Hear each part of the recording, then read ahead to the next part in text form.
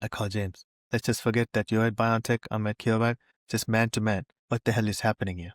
You're not talking, I'm not talking. Something is not right here. And he said like,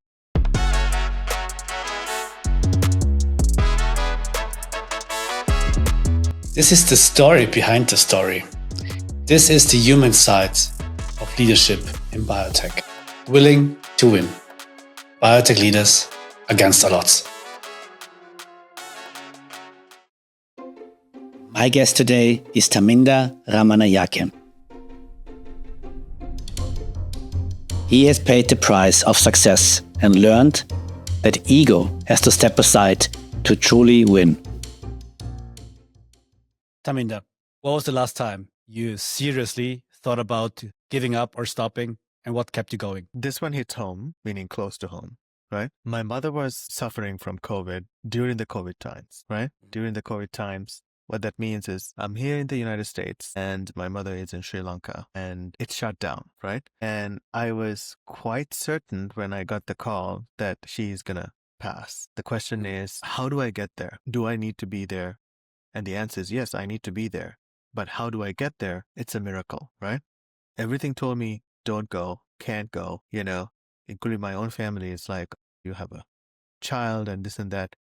Of course, there's COVID fears, right? But at the end of the day, I ask myself, what if I don't go? What's the consequences of that, right? It would be just like many other people, my mother could be in the mass grave or side of the street or something, right? I didn't want that. And I decided I'm going to make it happen by hell or high water. And beating all odds, I finally made it, right, to Sri Lanka. In the middle of COVID. It was shut down. It was shut down. The Sri Lanka was also shut down. My father-in-law, who used to be in the military in Sri Lanka, he helped me get into the country. And, and 2 days after, my mother passed. And I'm very glad that I made it against all odds. That's a tough story. Okay. It is a tough story. I would never forget that, Where did you find her? Was she in hospital or at home, or where did you find her? She was in the hospital. She was in the hospital. I couldn't see her properly because there's a barrier, right? I could see her from a distance and I had to be gowned up, I mean, during the COVID times, we acted like animals. Like we look back and we see like, oh my God, are we crazy?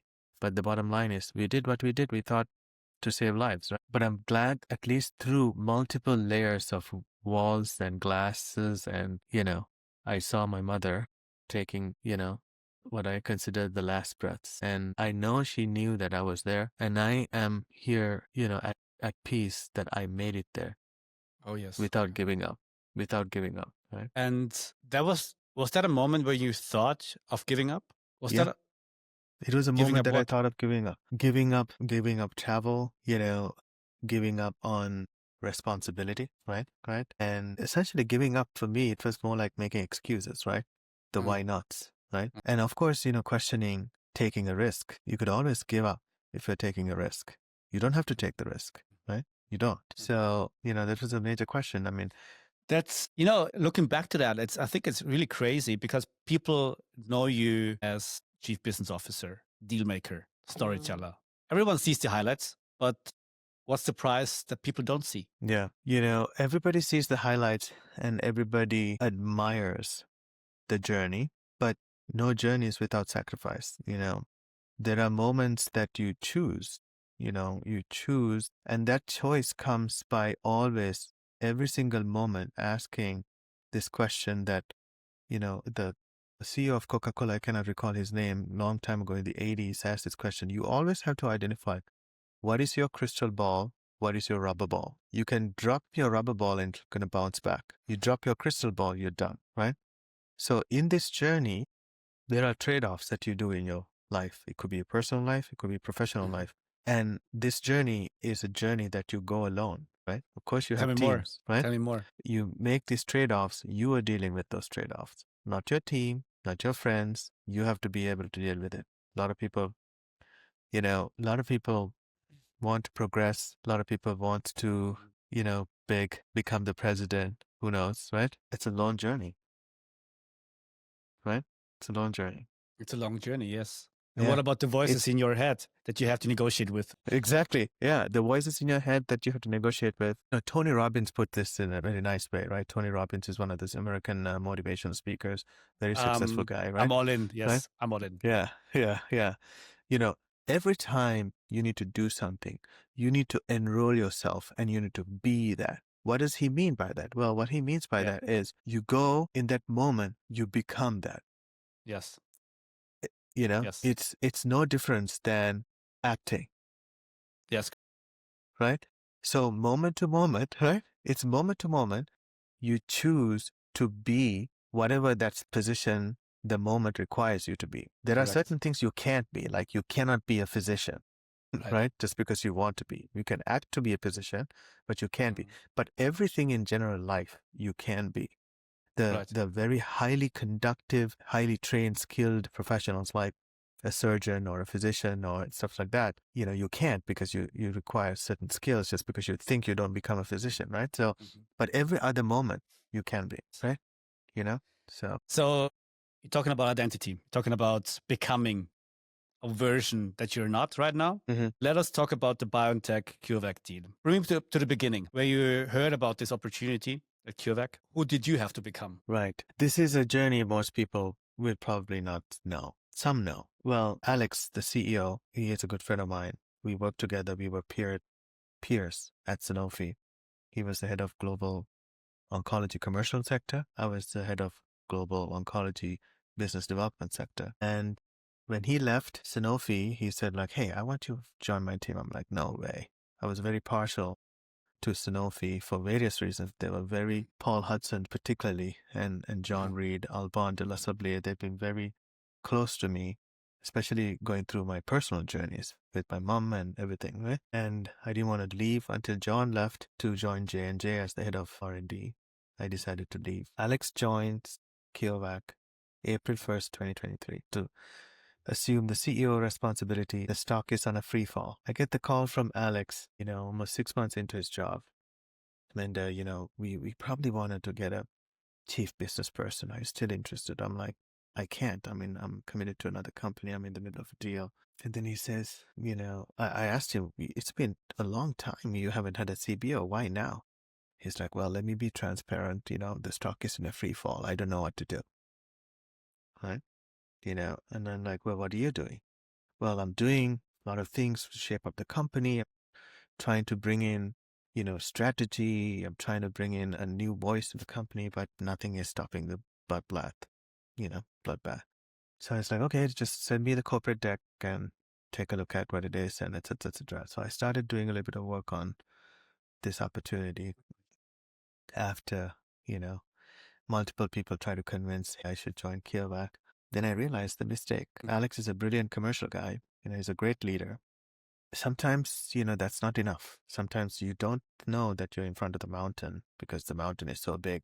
You think you're in flat land, right? So I quickly realized what's the value proposition that the company is pitching to the marketplace is IP litigation. CureVac has significant amount of IP, right, over the years. This is the first mRNA company, and they have gone and litigated against BioNTech and Pfizer. And the message the industry is getting is, or the market is getting is, you're suing them.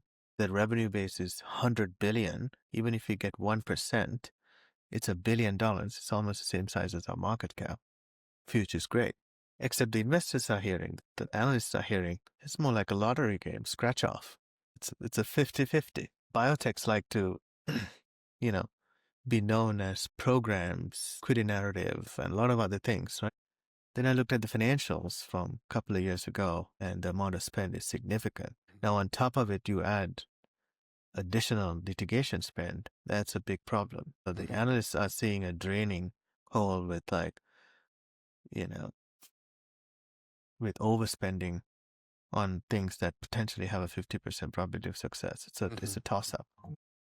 Long story short, I joined the company and I would tell Alex, look, I need freedom to operate on this one, shape up my own team.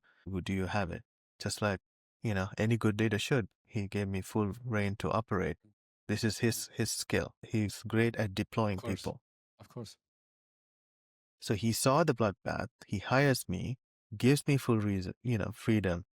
Have at it. That's the only signal I did. I had to, within my first 90 days, I had to be ruthless in terms of execution, shaping teams beyond what Germany has experienced, right? And then trying to build an equity narrative for this company and trying to communicate. So I brought in trusted people that I know from Boston, shape up the equity narrative, and very quickly communicate to the board. We either have a very targeted program communication and drive towards success, and at the same time, you need to plan to sell this company. And some people liked it, some people hated it, but the reality is this beast requires almost $1.5 billion more investment over the next 3 years.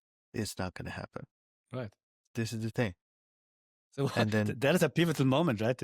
It's a pivotal moment. It's a very, it's a pivotal moment. We've just finished, bringing in 400 million from the GSK deal, and then realizing we need to bring in another billion to achieve all of the things that we wanted to achieve. And the transformation the company needed to go through was huge. And at the same time, all you hear from the industry is mRNA is this, mRNA is that, overproduction, overcapacity. So it's a lot of these negative sound bites, and getting something done was tough, but you cannot give up. How did conviction look like at this point? Low, right? Low. Low. You have to create conviction. What do we do as humans for 50,000 years, call it, right? Tell stories, right? We need to find our story, right? We need to find what are we going to talk about around the fire, right? And people are going to listen, right? Who are the people going to listen? It's not the ordinary audience. You need to create a halo around this story to make it successful. You need to create believers, right? This need to be something that people need to have, right? Not like this is never going to get reimbursed. mRNA kills people, This is not it. We need to move away from that. And that requires extraordinary change. It cannot be a single press release. It needs your face being here, your face being there, politicians, scientists, ordinary people. It needs to be a conversation. And this is why I tell you, this new age of biotech requires 100% transparency. It cannot be done like magic. Nobody likes a magic trick. Nobody liked a magic trick in the past, but people got away with it. Not anymore. It's all public. Personal and professional blurred, right? It's brilliant. Look at I'm doing this from the home, right? From my home, right? And this is the office, right? So I cannot be an unknown person, right? This is the thing. You talked about the publicity that a potential deal, no deal, at the point where CureVac needed a solution, it came to the company. You talked about the publicity effect. It was everything in the media, and you had to find a solution. What was at stake for you personally and professionally at this point? Yeah. Personally, I believe in mRNA. I believe this could be, just like AAV, just like cell therapy, personally, this could be very successful. Very successful. It requires two things to come together. One, collaboration. And this is where cell therapy and AAV failed. And two, capital. These two, without this, doesn't matter whether you have 10,000 publications, you're dead. And the only way to collaborate is either you consolidate or you partner. So personally, I believed I needed to do something to potentially have a contribution to this industry. I'm not a, scientist, so that's out. What else can I do? This is it. Professionally, I needed to make sure that this is a success. Otherwise, this is another dying ship that I would have gotten into after my Affinity debacle, right? Affinity, that was my prior company, right? Cell therapy is hard to invest, but also a simple principle like you need a deal kind of a concept is also hard to install. So they couldn't get a deal, right? They missed a lot of windows. And then, of course, it's hard to finance. And the company tanked. Now, if I allow that to happen here as well, stakes are much bigger. That was 100 people. Here is 1,000 people, right? In terms of a company size, right? Yeah. So professionally, if I let this sink, that's also not that great. High stakes. Did you think about the negative side effects of a failure, of stacking two failures? Did you think about that at all? I did. Yeah. So I'm not afraid to fail. This is the downside of me, right? Because of this one fundamental belief I have that failure teaches more lessons than success, right? Failure is the only way, I believe, to learn, right? Sometimes because of that, I try to push and cross the line because I believe until you cross the line, you don't know where the line is, right? Right? So just like that, if you fail, you know what not to do. But then again, repeated failure is not that great, right? Bring it all back to meaning, right? What does it mean? Yeah. It means it's a learning. It's a learning. It's a learning. It's a learning. Affinity story is an amazing one because I love the technology. And, I got to know the company when I was at Sanofi. One of my team members, my own team members, was negotiating with this company for a deal 1 year, and I'm like, okay, that in itself knows that they didn't have the BD mindset. Who would negotiate for 1 year? Nobody. What So, makes a good negotiator? And what differentiates a good from an excellent one? well, what differentiates good from an excellent? I think the excellent negotiators are the most reasonable negotiators. They are real. They're not slaves to a model. They're not slave to parameters. They have a decent amount of decision-making authority, and they're reasonable. They're sell side or buy side, both. You could sell to outside, you can sell to inside, because inside stakeholder management is equally important as outside. An excellent negotiator is somebody who uses time as not as a resource. I mean, time is not a platform, but uses time as a resource. It's a very important concept, right? Right. I think you and I have had this conversation before too. Right? People are taught to think of time along the x-axis. This x-axis is infinite, right? Time is infinite. You would do things with time. But if you start to stack up as time as resources, time becomes finite. A great negotiator is acutely aware of time. Yeah. If you change time in its meaning, what is the outcome?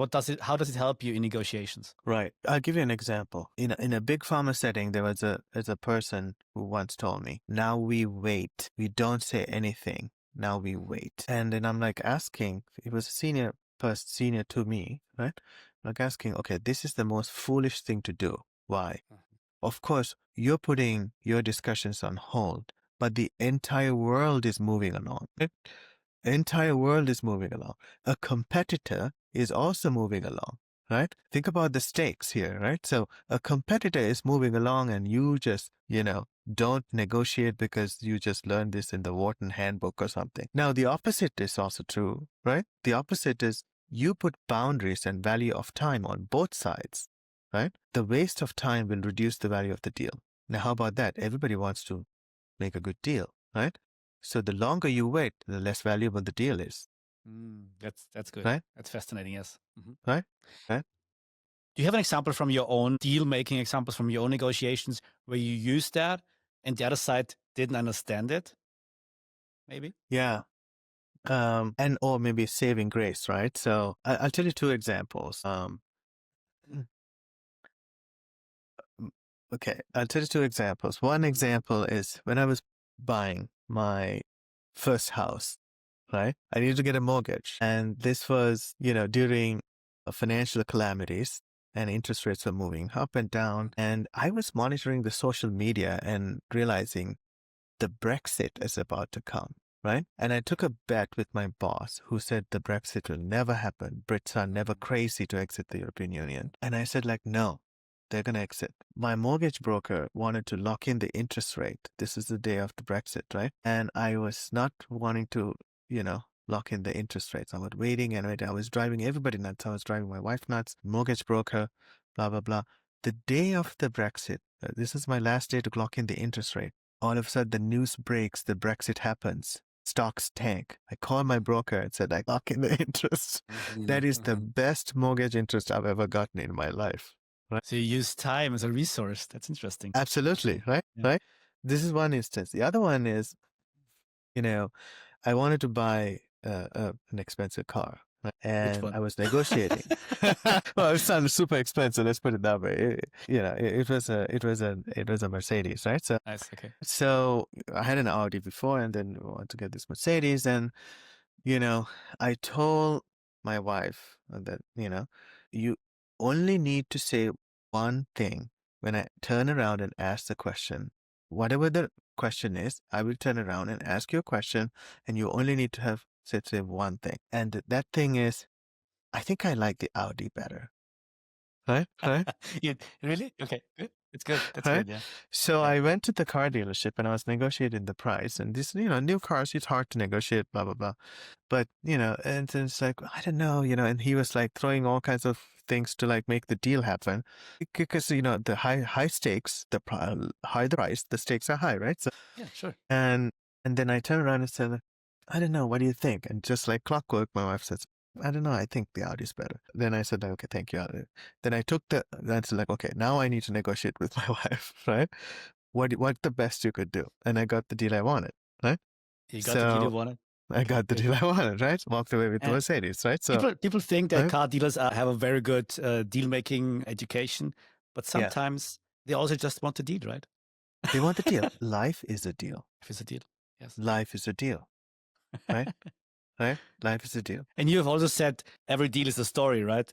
So 100%. tell me 100%. about storytelling and how you view storytelling as a tool and as a means also maybe. Let's talk about BioNTech and Of course. CureVac. I was not planning to sell this company to BioNTech. I had a couple of others lined up already, having conversations, nursing, because I had 3 years to work this, right? I pushed my business after I took IP litigation strategy under my belt to settle because it made no sense to sue people, everybody. Without a strategy to go and sue people, it's the worst, right? So my strategy is either you work with a partner who has a big checkbook so they can sue on behalf of us, or we settle. Chose to settle, right? Yeah. Because I need to settle this before I sell the company, right? Because nobody's going to buy something without litigation. In that scenario, in the settlement discussion, I realized the reason why they're not willing to settle, nothing to do with the litigation, nothing to do with anything. It's about egos. Somebody from our side pissed off the other side, to that somebody from their side pissed off our side. Now we're at each other's Oh, throats. wow. Okay. How did you find out? Well, just talk. Conversation. This beauty of the negotiations, beauty of deal making is you need to be able to have a thoughtful conversation. Yes. Rule number 1, don't take anything personally and talk. And in this conversation, I found out, once I observed how the settlement discussions were happening, I realized none of these people are talking to each other. How the hell are we going to negotiate anything when we're not talking? So you are ascribing your legal points to the lawyers. Lawyers go in front of the judge, talk, come back, no conversation. On my way out, James Ryan, very good lawyer, on the BioNTech side, I call James. Let's just forget that you're at BioNTech, I'm at CureVac, just man to man. What the hell is happening here? You're not talking, I'm not talking. Something is not right here. And he said, give me a call, I'll tell you the truth. So, right? So once I got to know that this is the situation, I told him, I cannot negotiate. I cannot settle. There's no settlement here. What I need to do is I needed to apologize on behalf of CureVac's prior management and people who've misbehaved to Ugo. Oh, wow. Okay. Right? Tell me more. Because think about this. What is BioNTech to Ugo, the CEO of the company? That is the baby of Ugo. Somebody took a punch at the baby. Would you stay quiet? Right? So I knew everything, right? Okay. Exactly. So I knew the problem is not with the lawyers or the IP teams. The problem is at the very top of the house. Somebody's hurt, right? This is the unnecessary litigation to begin with, right? Needed to apologize. So I requested the meeting. The meeting happened for settlement, right? Right? The meeting happened for a settlement. That conversation led to where we are today. So this is it. I mean, the primal thing about it doesn't even surprise me, I have to say. In major disputes, it's always about egos. it is, right? It is. But tell me how you managed that ego topic in a way that everybody was happy. Somebody has to park the ego at the door. Might as well be the first. Okay. I walk into a room, you've seen it. I make sure that everybody knows who's in the room. That's me. Right, yeah, But sure. that's not always, right? It's okay to give somebody else the seat, right? And in certain instances, that is the most wisest thing to do, right? That's powerful. That's really powerful. Right? Ego is useless if you cannot use it for well-being. It's just hot air otherwise, right? I had another conversation, and she said sometimes ego is the fuel for conviction. Yeah. Can you help me understand how to balance ego and conviction? In my world, your ultimate goal should be a result. To get there, you do need three things. One is the ego, two is the conviction, three is the drive, right? Ego should fuel the drive, right? Drive should be based off of conviction, right? This recipe will get you to where you want to get to. So if people have it programmed in a wrong way, People have it programmed the wrong way because they misuse ego with winning. Winning is not ego. What is winning? Winning is achieving the goal. Ego is one small piece of it, right? Just because you have the ego, that doesn't mean that you're a winner. You're the biggest loser if you just have the ego alone, right? Uh, There's a lot of power in humility. The most humble person can have the biggest ego. You also said ego is helping in a way, right? Mm-hmm. I see in a lot of founders, scientific founders, that their ego brought them where they are. So that's a recipe for success, right? 100%. The three things. And if they had to drive, get you're right. That's yeah. their recipe. They cannot get rid of their recipe for success. Yes. Who are they in the end? They lose their identity, right? I think it's a big problem we have to talk about. This is an amazing question, right? So this is the one big thing that in Europe is yet to be fixed, right? Yet to be fixed. There's a misconception about scientific success or analytical success, as I call it, right? Has an equal correlation to corporate success. That's not true, right? Okay, tell me more. For corporate success, there's two things you need.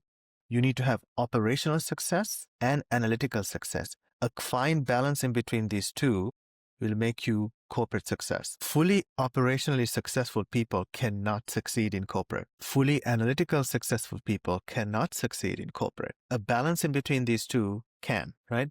Give you an example. Scientific founder, the CEO, right? Their ego, their drive, right? Their conviction will get you to the beginning of this company, right? Beginning of this company. Once you get to that beginning of the company, you need to know how to run the company, right? If you don't know how to run the company, your ego and your drive will never get you there. You just don't know. You just don't ego know. Is keeping you away from learning, right? Mm-hmm.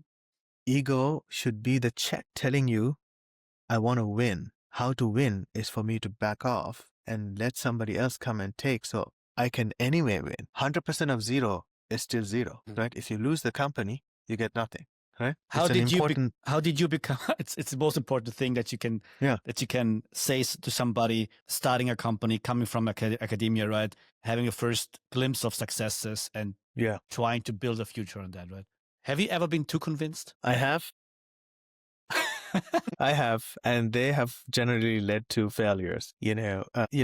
Being too convinced, you have to taper your desires. You need to understand what too convincing means. And being too convinced taught me time is a resource, not a platform, right? You could be super convinced and be convinced forever. There were instances where I was too convinced, and I cannot think of any success where I was overly convinced.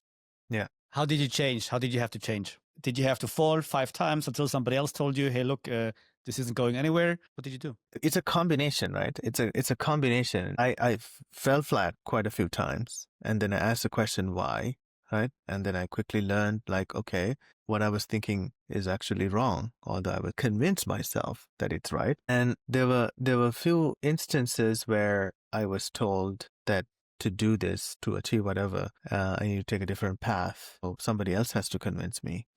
Yeah. But intervention. It's more, it's intervention, right? So it was compassionate intervention because somebody saw me going down the path and, to an endless pit of darkness.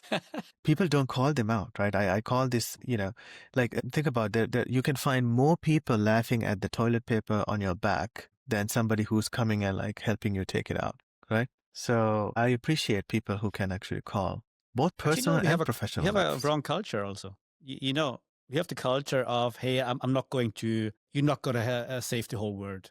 People told me that, right? You're not going to save the whole world. When I was trying to, give good advice, sometimes too much, yeah, right? But I think, but I think we have a culture of avoiding that type of confrontation. Yeah, we do. We do. It's become a little old, right? So people have continued to say that, hey, I can save the whole world, so might as well, Yeah. let him loose, right? So is that how most successful people think? That's not how most successful people think. They have this die trying kind of an approach, right? Save the whole world, or you die trying, right? Most people who say like, oh, it's not my problem, I can't save the whole world, they have either plateaued in their mind, and they will continue to plateau. Making an effort requires a lot of things to come together in your mind, right? First is the thought. You think about it, right? Then you need to have a plan. What is that, right? And then you need to have the intervention target, right? Then you need to have an action, right? And then you need to deploy that whole thing, right? Yes. So all of this needs to come together in a single spot instance, right? It's a lot of work for the brain to think about it. What does that tell you? People who say like, hey, I don't want to be bothered, they probably don't balance their checking account, right? I'd like to link that to what you said before. You said something about every deal is a story. Storytelling and convincing people, I think there are some patterns that you can use, right? Yeah. I'm asking you, how do you build a story that everybody or people believe in? I think you're a master at storytelling and convincing people. So help us understand how to do that. Yeah. The first and the foremost thing is, do you believe the story? This goes back to this Tony Robbins philosophy of, are you enrolled in this story? If you are enrolled, the question is, how do I enroll you in my story? There's a technical things to do in terms of getting somebody enrolled. But if you cannot enroll yourself in the story, it's going to be very tough to enroll you in the story. So if somebody doesn't believe that they have a great life, they cannot convince somebody else to believe that they have a great life. You see what I'm saying? Like it's that simple. It's that simple. So I tell my team always like, okay, here's your task. Find the why, right? We are trained in these business schools like the what, the how, the why, these questions, right? And enroll in that and believe in that. If you don't believe in the science, forget it, right? Just go out of it. Simon Sinek says it's the just cause beyond 100%. yourself or beyond something else. But I think that 100%. links to that, right? Yeah. Any good story, it's like a piece of music. When you hear a good piece of music, you get images into your mind. It materializes. Like you listen to Mozart, Bach. I like to listen to Rachmaninoff. Like you could almost imagine, right? For a good piece of music is about a river, right? When you close your eyes and listen to that piece of music, you could almost imagine like the river, the rapids, the gentle current, the heavy waters, everything is a piece of music about Rhine River, I believe, right? But a good deal story is like that too. And once you close your mind and hear the deal pitch, you need to get this deal done, right? You need to create a little bit of a hunger on both sides. There needs to have an urgency on your side to get the deal done. On the other side, there needs to have conviction of the want. Think about what Pfizer and Metsera, how public that battle was. Think of the long battle for Medivation and Sanofi, right? And then finally Pfizer winning it. It's the appetite. The same thing could have happened to Tesaro. It didn't. Pfizer had an urgency. Pfizer has an urgency. Midlife crisis, how I called it. Yeah, absolutely. Total midlife crisis, right? Total midlife crisis. Not just Pfizer. I mean, if you look from now until 2030, I call this the new age of biotech, right? New age of biotech and biopharma. And I refuse to let the industry behave like what they've done before COVID, right? It's totally unfair to do that. We need a total reset.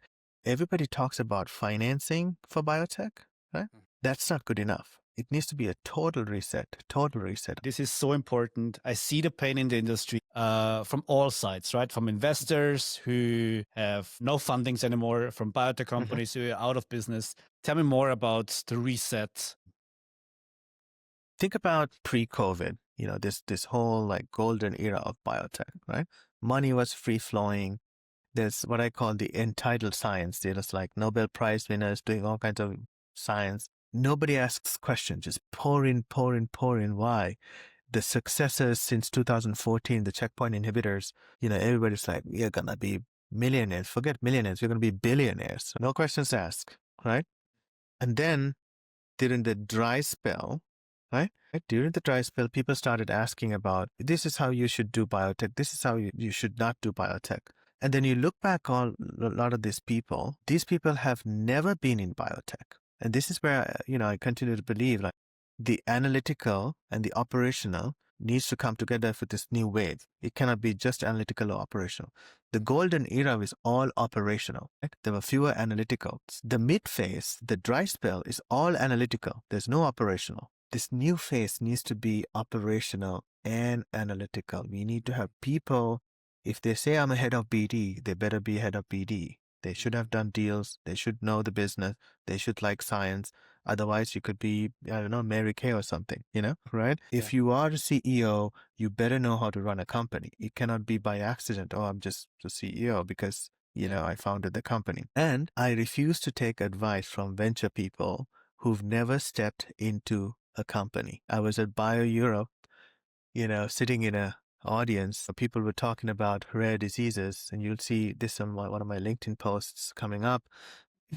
And somebody gets out there and says like, pharma doesn't care about rare diseases. And I quickly looked at this guy's profile. McKinsey, some other random consulting, VC, probably was at pharma on a rainy day to just take cover, right? Right? No idea how pharma business runs, but talks a big game, right? It's a waste of time, right? I actually got up and I challenged him right from the audience, right? And then all they were talking about was, well, rare diseases, we have fewer patients, fewer people want to get their funding. All of this is nonsense. These are the obvious things. Right? The reason why a lot of these rare diseases, don't make it to market is the product doesn't make sense. Why? Very early on, scientific founders get into partnering arrangements because there are multiple technologies that are put together to make this product, right? Yeah. That creates this massive royalty burden, right? Yeah. And then all of a sudden, now the product is successful, you still have to pay this massive royalty burden. Now, the lack of people, pricing, and everything else comes together with this royalty burden. The product makes no sense, right? So this is the reason. It's not that the pharma doesn't care or blah, blah, blah. All of these things could be true, but the most important thing is there is no real guidance given at the very inception of that program, right? It's like giving birth to a child and sending the child to the forest and expecting a gentleman. And when you get a Tarzan, you're like, what is this? This is how it is. You need to give the guidance. Speaking of guidance, what advice would you give biotech founders seeking funding or partnerships? First thing, get your story together, right? It's very easy to say, but when I say getting the story together, you have to identify the problem that you're solving. And it cannot be a problem that you're inventing. There are a lot of people who are inventing a problem and saying this is a problem and this is why we are doing this particular science. And when you ask pharma people, is that actually a problem? They say like, no, it's not a problem. You see, the problem is the reason why it's a biotech versus pharma is the cost of capital arbitrage between these two ecosystems are the reason why these two ecosystems stays two, right? So therefore, the biotech ecosystem need to look at the pharma side and say, like, what are the problems you have? And here's my solution that I'm working on. And that story needs to be crystal clear. If that story is very clear, you're not picking the phone up for 10,000 people. You're picking up the phone to call 5, right? And out of that 5, you're going to be at least getting 2 term sheets. Out of that, you're going to go with 1, right? This is how this story is. This is number 1 thing. Number two is raise money as you need. But what does that mean? Well, if I'm going to announce it's $100 million, I'm going to, this is my raise. What that should tell the market is I have 0 left to invest further. Every single dollar in that 100 million is accounted for, right? There's no cushions. There's no over raising. Cap table is super disciplined, right? And all of these things have been taught and well thought out in terms of operational efficiencies. It's an absolute must at the Series A level, right? Otherwise, you are building a platform for you to be a CEO. Yes. It's not a biotech company. It's a cushy couch that you have in your house that you could be the king. And one more, number 3, one more. In terms of mindset, what is the advice you would give biotech founders when it comes to resilience, conviction, and impossible odds? Yeah. The one word one. So, right? Gratitude. Because that touches a lot, right? First of all, you have to be grateful for yourself. There are people I have encountered in my life that they make other people their projects, right? And spend years, decades trying to fix people without fixing yourself. I got myself in that rut, sometimes. Guilty. Exactly.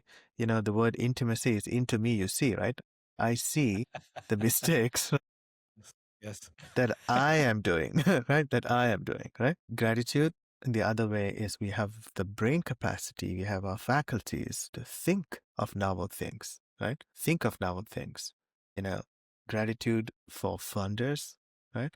And gratitude for the warrant by others have given us to do discoveries and invest and create value, not to spend the dollar and buy swag and, all kinds of nonsense, right? No, spend responsibly. If you're a biotech CEO or anybody in the biotech space, biotech C-suite, every single person in that company has equal responsibility. A good CEO will be able to enroll the entire company to row the direction that you want it to go. And this is how it should be.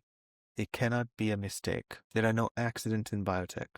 That's powerful. Thank you for your wisdom, Thaminda. Thank you very much. I really enjoyed this. It was really fun. we are at the end. We are at the end of this episode, and hopefully we see each other again here or somewhere else. Take care. Of course. Bye-bye. Yeah, pleasure. Willing to Win. Biotech Leaders Against All Odds. A podcast with biotech leaders for biotech leaders. Stories about conviction. The good, the bad, the ugly.